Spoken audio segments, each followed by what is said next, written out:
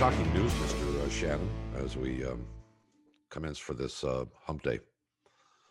After about 55 consecutive losses, the Buffalo Sabres have finally figured out maybe the coach is the problem, and as such have tied a can to him. Hard to say it's the wrong move, isn't it? Oh, listen, there's so much wrong in Buffalo, as our buddy Mike Harrington told us last Friday.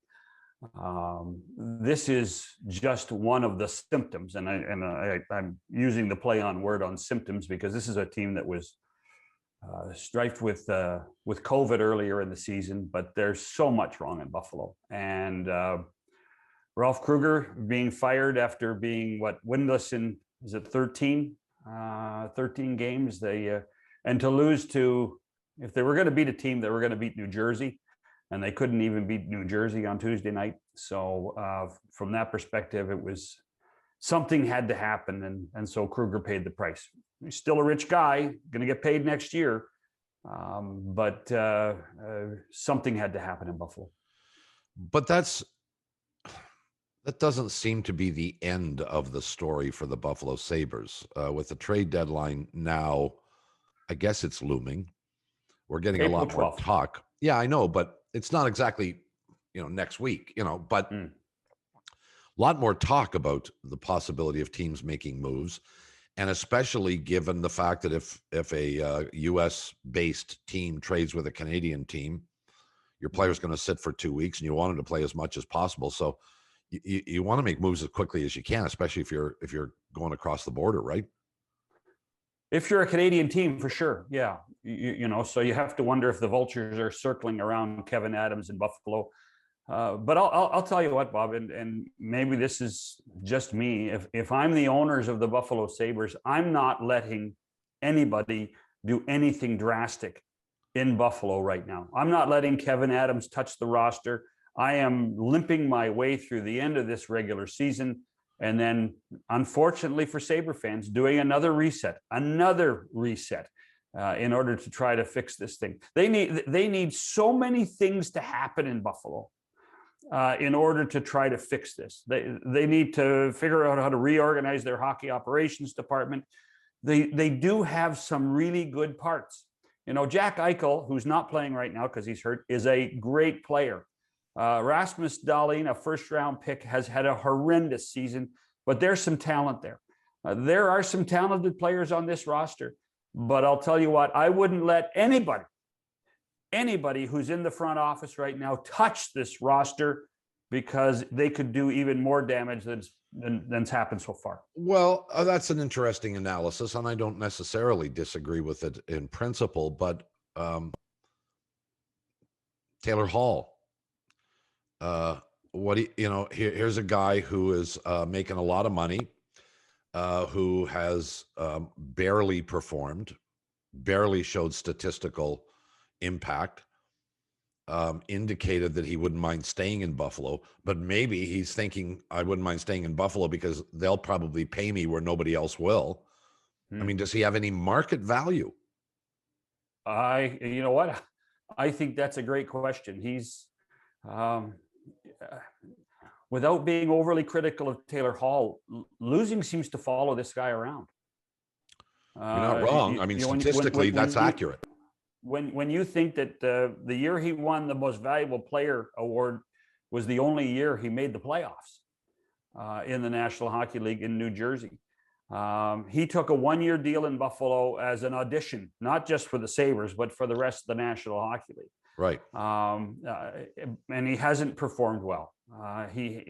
But again, no one has. Eichel's been hurt all year. That's why finally, after another little injury, they decided to rest him.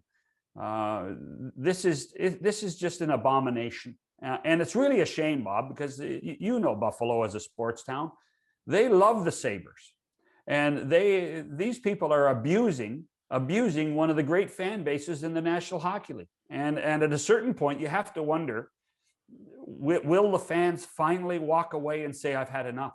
I don't think it'll happen, but the ownership, the Pegula family, have to find a way to decide what they want to do with this franchise. Yeah. You know what they did and what they did with the Bills. This is the same group that owns the Bills. What they did with the Bills is they signed a head coach, they signed a general manager, and then they leave them to run it, and they don't interfere. And my fear is that they've interfered a bit too much on the Sabre side. Well, the big advantage you could argue with the Sabres is with COVID. You know, the prospect of not selling tickets is irrelevant because you haven't been able to sell them anyway. So, but having said that, Buffalo Sabres fans are diehard enough. They watch games. Sure. And it's still one of the number one or number two TV markets for regional broadcasts in the United States. That's right. You know, it's still a hardcore hockey town. This is one of those ones. I guarantee you there are 10 very solid hockey people salivating at the opportunity to run the Buffalo Sabres and turn them around. I really do. It's. Oh, I don't disagree. No, I don't disagree. It's just to me, as a guy who has been around the game for a long time, to see a city and a franchise be frustrated as much as the Sabres have frustrated their fans, to me is mind-blowing. Mind-blowing, Bob. Well, we'll keep our eyes on them, of course, in spite of the fact that you'll have to look a long way down. By the way, you know who they need? You know who they need somebody like? Like our They guest. need somebody like Lou Lamoriello. They need somebody like Lou Lamoriello to walk in and say, hey, I'm running this team. This is how you do it. And let's get going. That's what they need.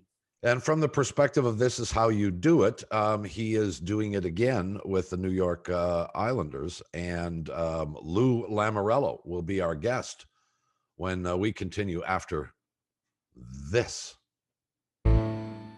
We're thrilled to have one of our favorite people with us. He is the head honcho of the New York Islanders, and Lou Lamoriello joins us from Long Island, I assume, Mr. Lamoriello. Yes.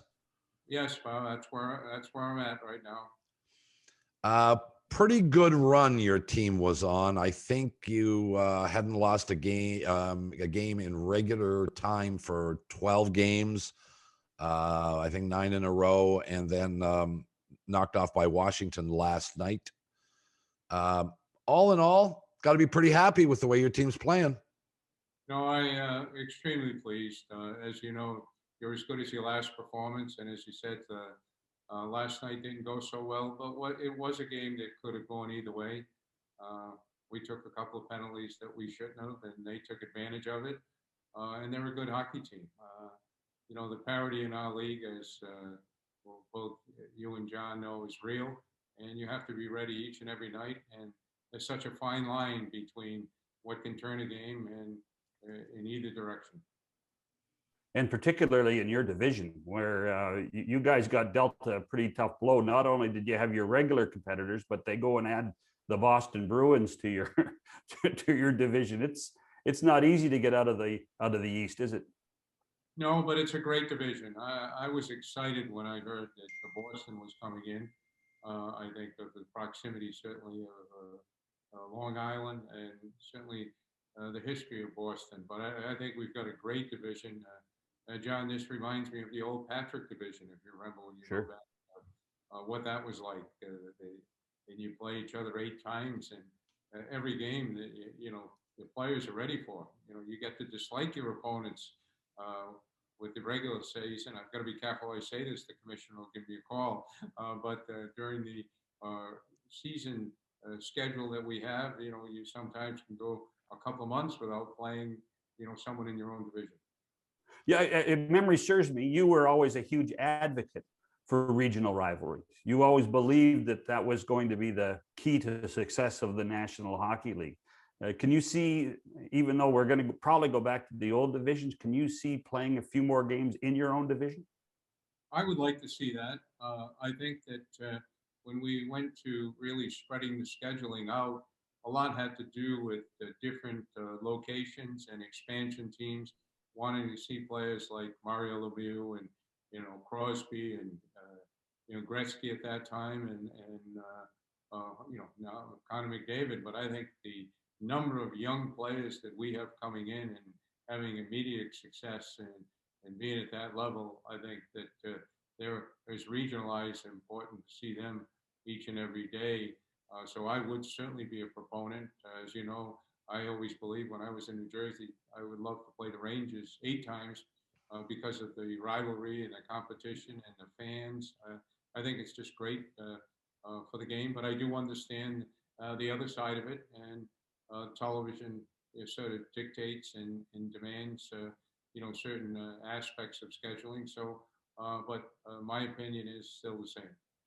Well, you two guys may disagree with me, but I have a theory on all this. I mean, for a long time, we've heard this, I think it's gobbledygook, about you don't want to keep the stars of the game away from the fans in the other markets, whether it's Crosby, Ovechkin, whoever it is who is the star of the moment, that the fans in other markets want to see those guys.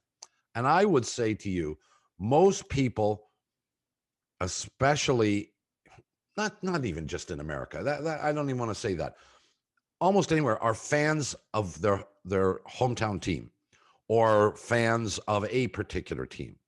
And yes, they're aware of the other stars, and and it's nice to see them now and again, but they're buying tickets and turning on the television because of what, in your case, Lou, the New York Islanders do.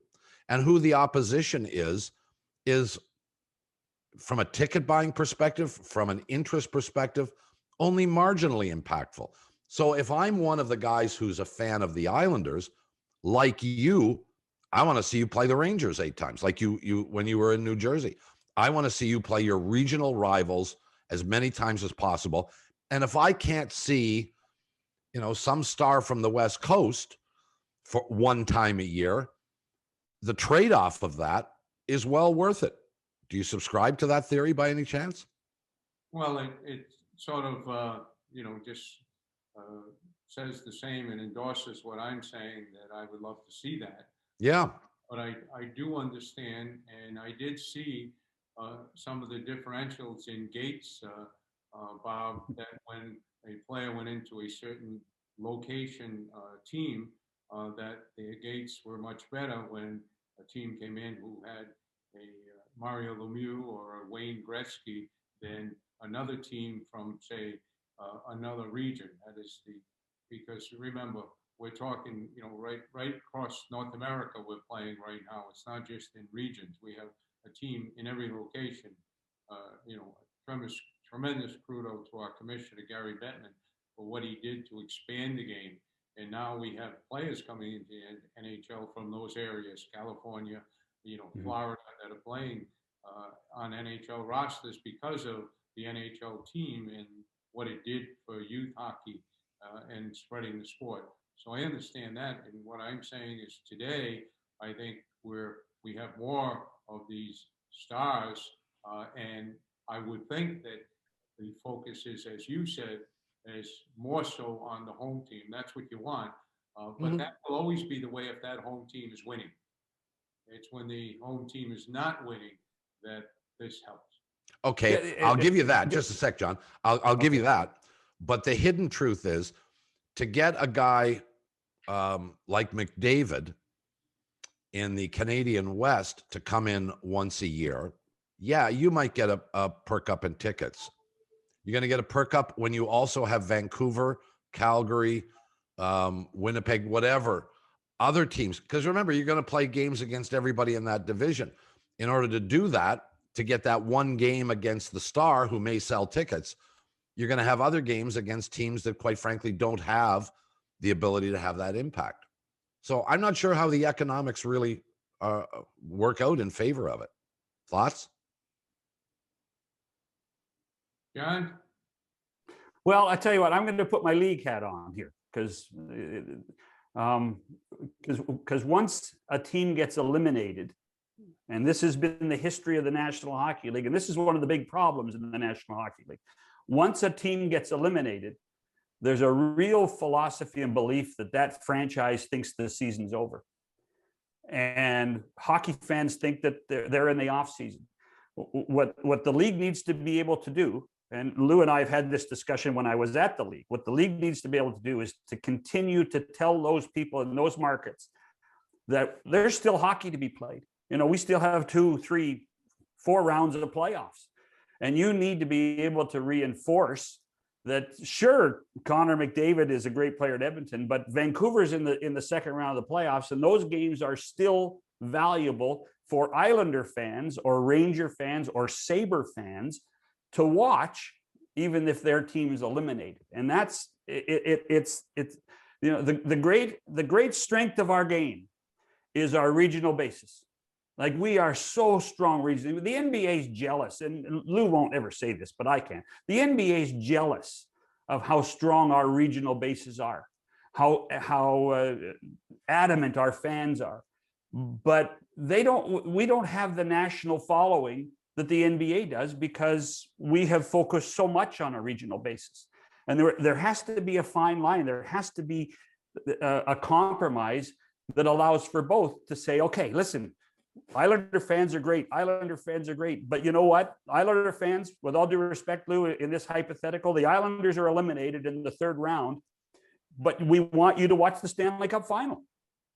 And those Islander fans don't watch the Stanley Cup final. Well, but Lou, I don't want to leave you out of this because you're our guest. But well, I want Lou to figure this one out. Well, you want to react to what you didn't want to react to what I said. Do you want to react to what John said? Well, reacting to both of you, but John, I understand what you're saying, but what we want to do is create hockey fans. We want to create the enthusiasm and the competition, and that's what I think we do with the regional situation, because they're following and who you're playing. But I understand both sides of it. From the seat I sit, I endorse the rivalry and the divisional play because the players get up for it. The games are, in my opinion, better.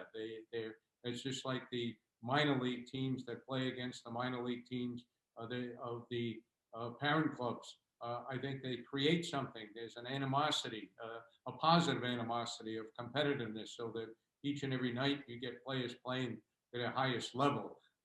Look at, just take the Canadian division right now, watching Ottawa in Montreal, or going back to what established Hartford when they got in the playoffs and years ago and they played against Boston.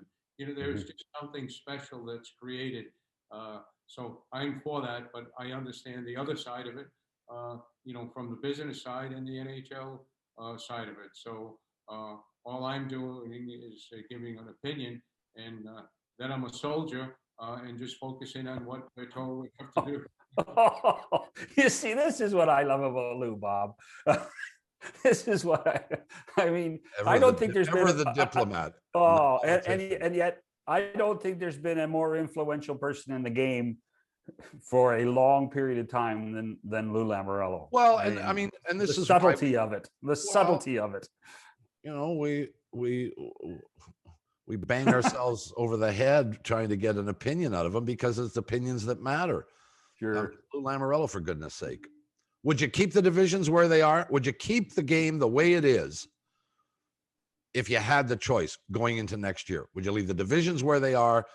Would you at least limit? I think you already have said you would limit the amount of interdivision or interconference play, wouldn't you? Yes, I would.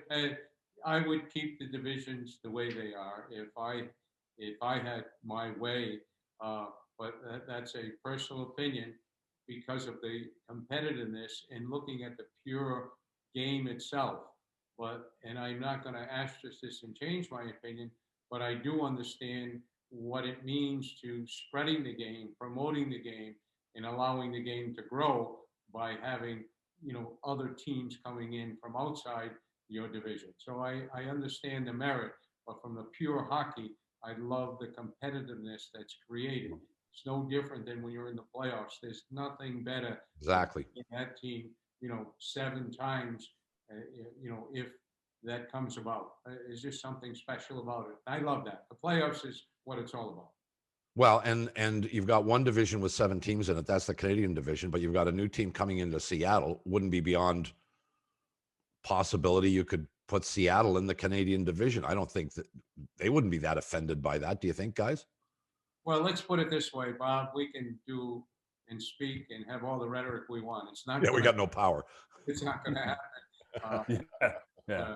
I think that you're right.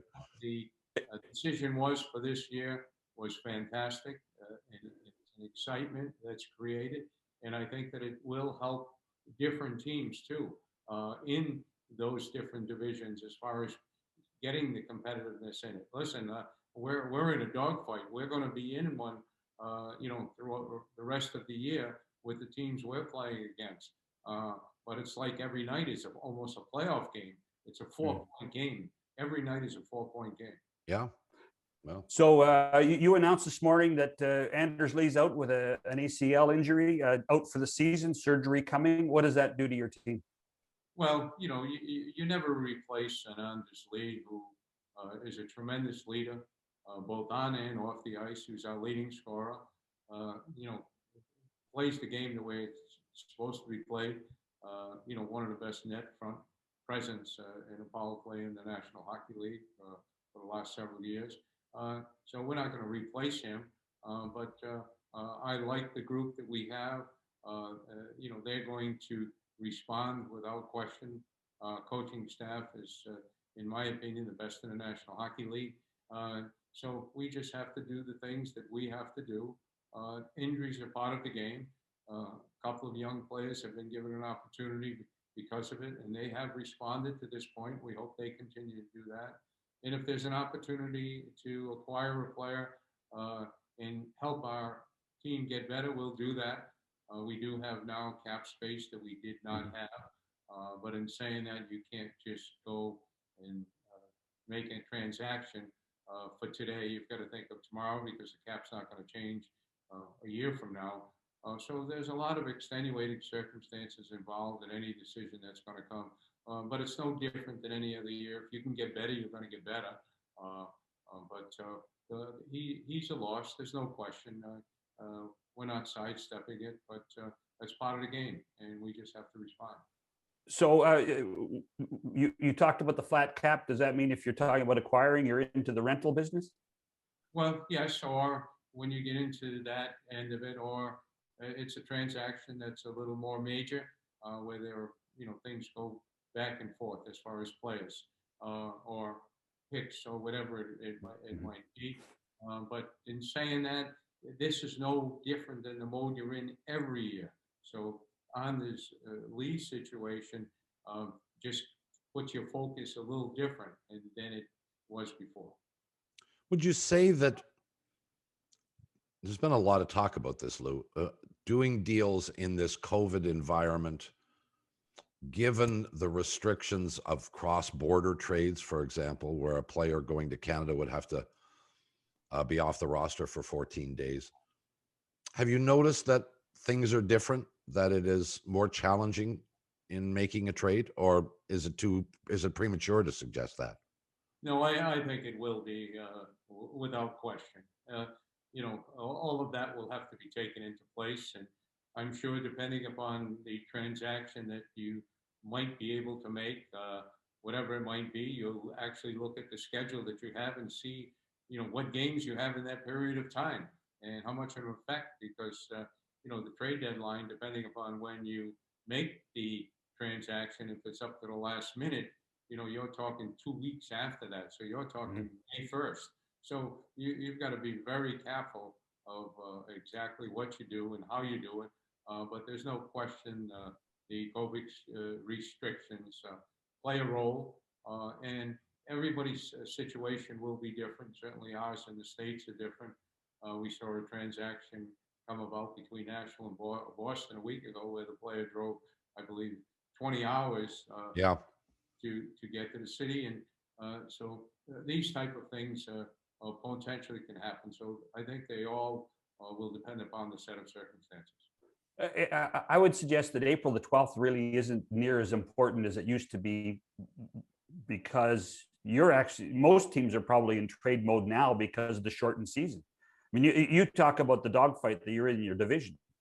I mean, Philadelphia is a really good team right now outside. Pittsburgh is on a bit of a tear until last night. If you're gonna try to stay in the playoff race or try to win your division, you might have to make a trade sooner than later, right? Depending upon if you can. I mean, but you always try earlier Yeah.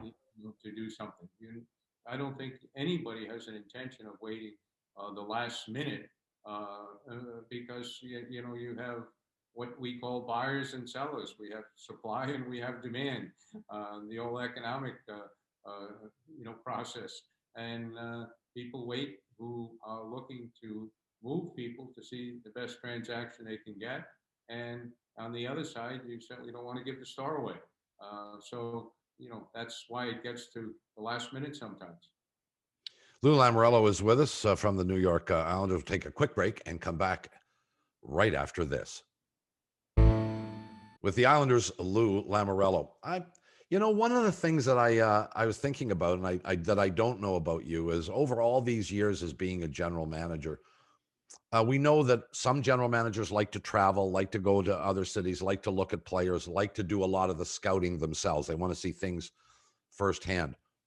Am I wrong in saying you aren't really one of those guys? I was one of those guys in my earlier years. Certainly, I was out every single night. But I think that as the seasons went on and you established a staff that you felt was competent and that you could rely on, you did it, you spot checked, and you did things on a quiet basis and went into a city to see a player that you wanted to see. But I think that's something that all general managers today are doing less and less and have been, because there are so many different areas that you have to cover and you have to be around. Remember, the team that you have in your city that you're dealing with, the team that you are responsible for, is the most important thing. And you should be around it as best and most you can to see and exactly know what's going on in every way. So there's a balance, but in the early years, there were less teams, there were less players. Now there are so many players all over the world. You can only be in so many places at one time.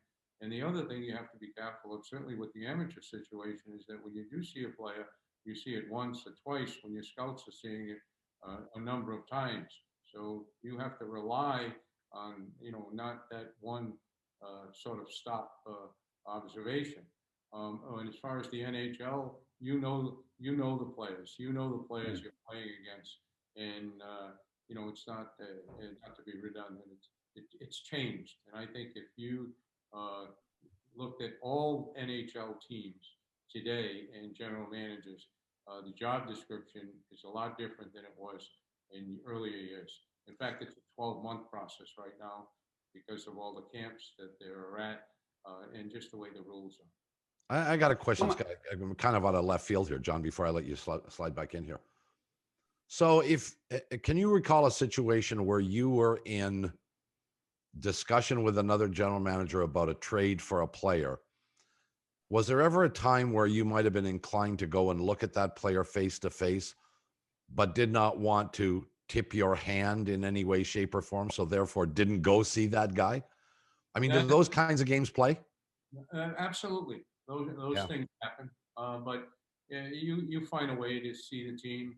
I can remember over the years just, someone buying a ticket for me, just going in and sit in the stands, and no one even know that you were at the game. Because all of us know what scouts of each team are at each game, knowing who's looking at who. Now, every team is scouted, but it's less than the way it was before.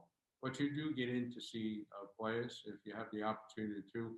We were very fortunate here in this market because you could go across the street and see a game at the Rangers, or you could go see a game at the Island, and you could drive to Philly when I was in New Jersey. So just as a hockey fan, you went.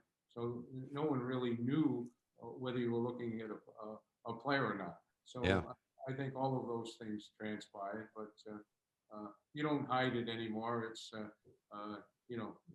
It's tough to hide right now. The media has a way of getting information from different teams that I've never seen before, which as John knows, is just out of my vocabulary. I've always said the unknown source is the most valuable player every day, and I just despise that. I wish that if someone has something to say, or it's an observation, or it's just a survey, put your name to it. Yeah. Here. How much video scouting do you do now, Lou? And has the pandemic forced you to do more? Absolutely, it's constant, John. Even your scouting staff now, when a schedule comes in, you have a live schedule that they can make in their division, and then you have a television schedule that they're on. So it's yes, it has changed, and also the volume of games that you can get from all over the world with the technology you have. There isn't a game that you cannot see in any league throughout the world. It's totally different. Were you an advocate of moving the draft? Yes, I was. There was. I was, but I do understand the reasons that we have not. Why did you want the draft moved? Well, I just thought it was difficult with the scouting process for all the teams to really make an evaluation the way you'd like to have it, but everybody's on an equal footing, so it's still the same. But I think that the league looked into it, but for various reasons, it certainly didn't work out. But we have it the way it is, and we'll go forward. Your team has had, just to go back to the Islanders for a bit, your team has had success against the Boston Bruins, who we all acknowledge are a very good hockey team. You kind of owned them. How do you explain that? Well, I don't know if we owned them. Each and every game was a difficult game, except for one game, could have gone either way. Like the game we played last night, could have gone either way. So, I don't have any answer to that. We do play a similar style as far as the way we play, but we still have more games against them. We also played them at home, so we'll have a hands full when we play them again. But right now, all I'm focused on, or we're focused on, is playing Philadelphia on Thursday night, and that's the only way you can approach this season. But sometimes these things occur where you have better fortunes against one than the other, but that changes quickly. You can't rest on anything that you've done in the past. No, I get that, but you're right. It does happen all the time in sports. That in a certain cycle, and it could be over a number of years. It could be just in 1 year. Mm-hmm. There's almost inevitably teams have success against another team consistently over the course of that year. And I think we all, as fans, and you in the business, look at that and try and analyze, why is that? Is it something about the style that your team plays versus the style that their team plays that gives you a particular advantage? Is there an additional level of motivation within the room before a game? Like, why does this happen? And maybe there is no answer to this, Lou. Maybe it's just circumstance. Well, I'll say this, and I know I'm going to get a chuckle out of John right now. Bob, if we had the answer to those questions, we could make a lot of money. All right, let's figure that. You and I, let's get together and figure it out. Okay. So all those years you were on the other side of the Hudson, and all those years that you were here with us in Toronto, what do you now know about Islander fans that you didn't know before? They're as passionate a group that I've ever been around, and it was unique for me to see that, because, as you said, I was very close being in New Jersey, and I think an indication of that is that here we have fans just coming into the buildings over the last week or so, and we played in New Jersey the other night, and the number of Islander fans that were at the New Jersey game sort of maybe surprised me. But when I really thought about it and went back to history, I didn't pay attention to it, but they were there in the Jersey games even before they had their section. But they love the sport. They're passionate, and all you have to do is attend the game in the Coliseum it'll answer the question for you. And what I like the most about the new facility we're going to have is that it's built for hockey, and it's a modern facility that will have the atmosphere of an old building. And I think that's what's transpired, that's changed, that some of these new buildings that were built lost the flavor that their original building had. And I thought that it was just fantastic. And it was pre-me that all of this was done, that they paid a special focus on trying to get that Coliseum atmosphere in a modern building. And the new building's on time. You'll be there in October? It's on time, whether we play October 1st or October 30th, but we will be in the building for next season. I have one more question. I don't mean to put you on the spot, but and Bob mentioned Connor McDavid before. And why are you on the spot? Because I like to put you on the spot, though. I like to. When Connor McDavid was 14 years old, there was another player in this market that people said that he was better than Connor. And this guy was going to be an empty net superstar in the National Hockey League. You have, and I say that as an aside, knowing full well that you have done a great job in managing some of the players and helping some players in your career. You don't like to talk about this, but what you did for guys like Kenny Danico, what you did for guys like Scott Gomez, what you did for Nazem Kadri. But why hasn't Josh Ho-Sang become a better player? Because he has the talent. I wish I had the answer to that. He has worked at it as best he possibly can. Unfortunately, it hasn't worked out. And we've worked with him to help him in that. In fact, even what we've tried to do most recently by getting him to get his game back, by going to Europe and playing in the Swedish Elite League. But I don't have any answers to that, because God gave him tremendous talent, and maybe someday, and maybe it'll take another organization for them to get that out of him. But he's a good young man, and I don't have an answer to that. Yeah, I'm not trying to put you on the spot now. I just, from the time he was in junior hockey, you could just see the talent just exude on the ice. And I mean, he's built for the modern game. He's built for this game. I mean, he could be like Matt Barzal if he wanted to be. And that's the frustration I have in knowing how good he was 10 years ago. Well, we put him on waivers, John, to give him another opportunity, another organization. Yeah, he wasn't picked up, but I don't have the answer to why the God-given talent hasn't materialized to the degree that everybody would have liked to have seen it. Certainly, the Islanders took him in the first round, prior to me, so they had to feel very high on him. But remember, if you give a player every opportunity to have success, it's on them.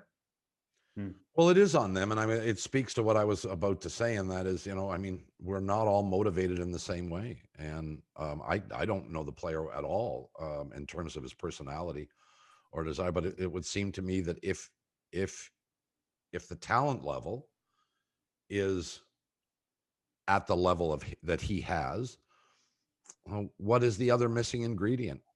At some point, it's got to be the internal engine, the willingness to sacrifice, the willingness to practice and to work on your craft and to not let it go to your head. And I guess most guys that make it to the National Hockey League have that engine.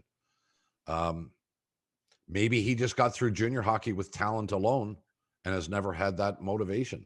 I don't know. I'm kind of looking to you guys for a response. John, what do you think happened to him? I think it's one. I think it's one of those mysteries that 10 years from now there'll be a book. Whatever happened to Josh Ho-Sang, which is really in so many ways very sad, because people that have that talent. Yeah. And to Lou's credit, as I said before, he has done an amazing job. Lou, you have in your career of finding ways to get through to lots of players like this. And you have become a favorite of all these guys because you have created loyalty and an opportunity. And that's all a player can ask. Hear, hear. Mr. Lamoriello, it is always our pleasure to have you on the program. You are always kind and generous with your time. We appreciate it. We wish you continued success with the Islanders, and not too many games away from a playoff appearance, we presume. I don't think there's much doubt about that. And who knows? Maybe a ring for the Islanders once again. Thank you, Lou. Always a pleasure. And, John, as you know, Bob, we go way back, almost too far back to remember and thank. And also, Bob, I appreciate the years that I did spend in Toronto, and getting to know you and the way you treated me, and I appreciate that and respect that. Oh, it was easy for me, Lou, and being so much younger than you two guys, I appreciate the. Please. Oh, you really wanted to ruin a nice conversation, huh? From the New York Islanders, our friend Lou Lamoriello. We'll come back with more after this. With John Shannon, Bob McCowan.